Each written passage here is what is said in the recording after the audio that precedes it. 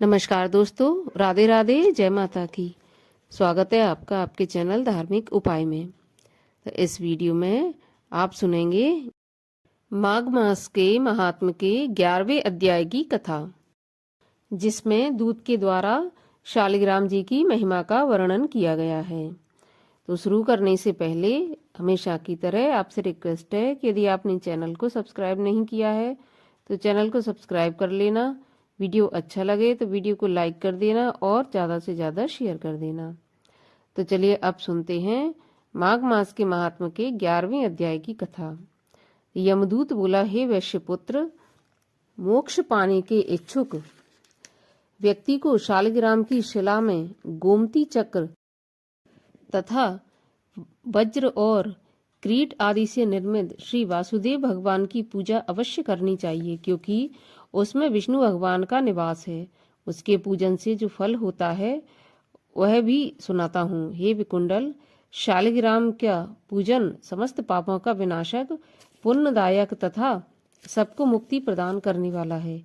इसकी पूजा करने वाले लोग दिन प्रतिदिन 10,000 राजसु यज्ञ तथा अग्निहोत्र का समुद्र सहित पृथ्वी के दान का फल पाते हैं। जैसे काष्ठ में अग्नि व्याप्त रहती है और चाहे जहाँ इसका प्रादुर्भाव हो जाता है, उसी प्रकार भगवान भी सर्वव्यापी है।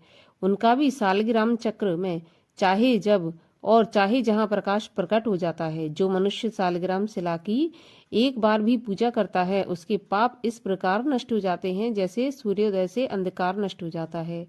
अत्यंत पापी, जिसमें कोई भी शुभ कार्य नहीं किया हो, वह भी शालिग्राम जी की पूजा करने से यमलोक में नहीं जाता।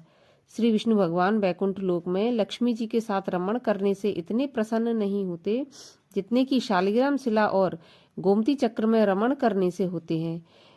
जिसने शालिग्राम चक्र की पूजा कर ली, उसने समस्त दान के फल प्राप्त कर लिए। हे वैश्य, शालिग्राम की 12 शिलाओं का जिसने पूजन कर लिया, उसका पुण्य फल सुनो। स्वर्ण निर्मित कमलों द्वारा 12 शिवलिंग की तरह 12 कल्प तक पूजा करने से जो फल प्राप्त होता है, वह फल 12 शालिग्राम शिलाओं की पूजा करने से एक दिन में प्राप्त होता है। भाव भक्ति पूर्वक शालिग्राम की पूजा करने वाला वैकुंठ वास करने के तदुपरांत इस लोक में चक्रवर्ती राजा होता है। कामी, क्रोधी तथा लोभी पुरुष भी शालिग्राम में गोविंद भगवान की पूजा करने से अधोगति को प्राप्त नहीं होते हैं। शालिग्राम शिला में विष्णु भगवान की पूजा करने वाले स्वर्गगामी होते हैं। यह हमारा कथन बिल्कुल सत्य है। शालिग्राम शिला के जल से स्वयं अभिषेक करने वाला व्यक्ति सब तीर्थों में स्नान कर लेता है। गोदावरी, गंगा, रेवा आदि मोक्षदायिनी नदियां सब शालिग्राम में निवास करती हैं।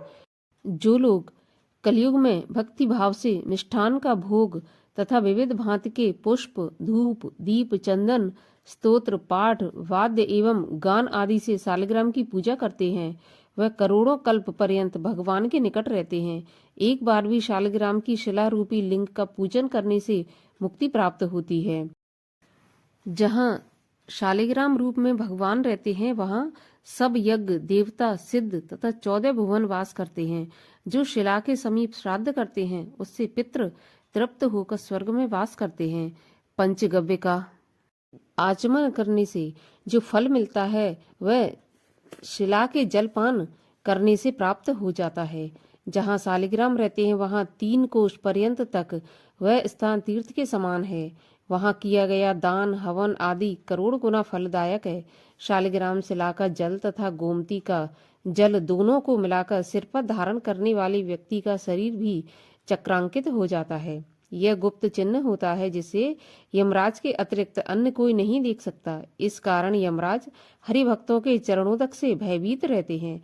जो नदियां समुद्रगामिनी नहीं है, उनमें माघ स्नान करने से त्रिरात्र के फल की प्राप्ति होती है।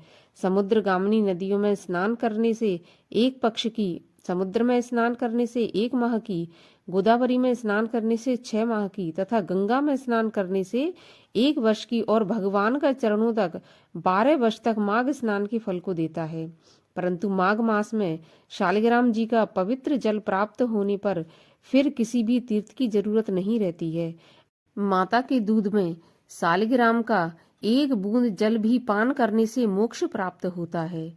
सालिग्राम के दान करने से भूमंडल के दान का फल प्राप्त होता है। जो सालिग्राम की कीमत लगाता है, बेचता है अथवा अनुमोदन करता है, वह प्रलय के अंत तक घोर नरक में जाता है। अतः इस चक्र का कभी भी क्रय विक्रय न करें।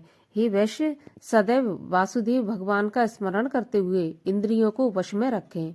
अज्ञान के वशीभूत यदि पापी भी मुक्ति के लिए भगवान से तन्मय के साथ प्रार्थना करे या नारायण के नामों का संकीर्तन करे तो वह भी पाप मुक्त हो जाता है।